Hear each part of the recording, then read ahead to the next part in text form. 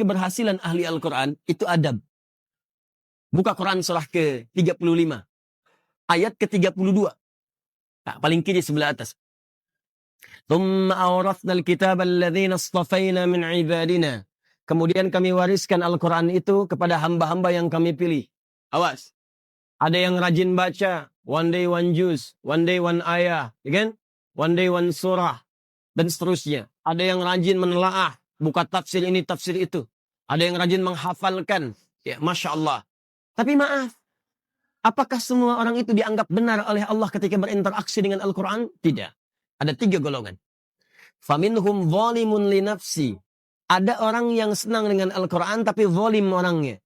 Rajin baca dia, rajin tapi zalim.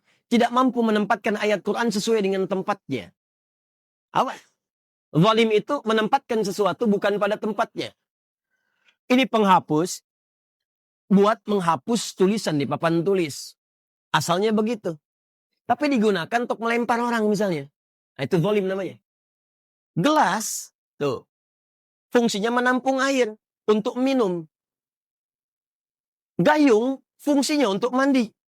Ada orang minum pakai gayung, mandi pakai gelas. Itu zalim namanya.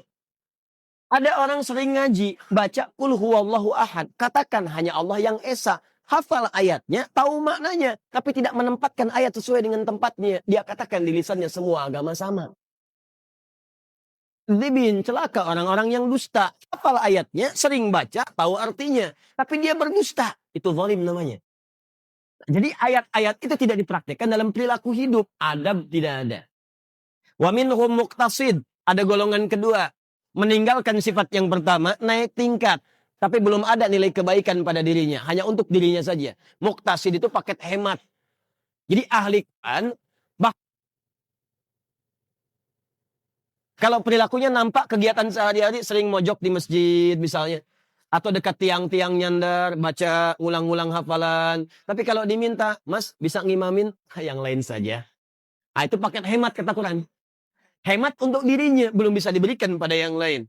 Yang ketiga, wa minhum sabiqum bil khairati biiznillah. Ada ahli Quran. Kesuksesan interaksinya dengan Al-Quran dibuktikan dengan menampakkan perilaku baik dalam kehidupan. Sabiqum bil khairat. Kalau bisa nomor 1 dia mengerjakan kebaikan.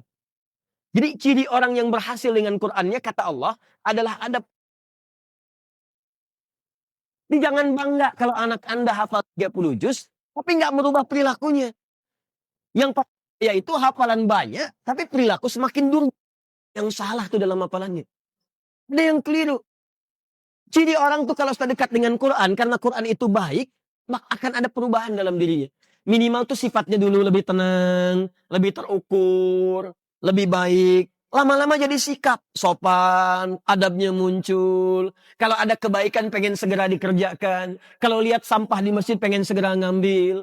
Kalau lihat ini belum nyala pengen segera nyalakan. Kalau lihat saf kosong pengen ngejar safnya. Itu dorongan kebaikannya cepat sekali. Semakin tinggi kecepatan berbuat baiknya, ini menandakan semakin besar pengakuannya di hadapan Allah Subhanahu wa taala dalam perubahan kebaikannya. Jelas sampai sini? Baik.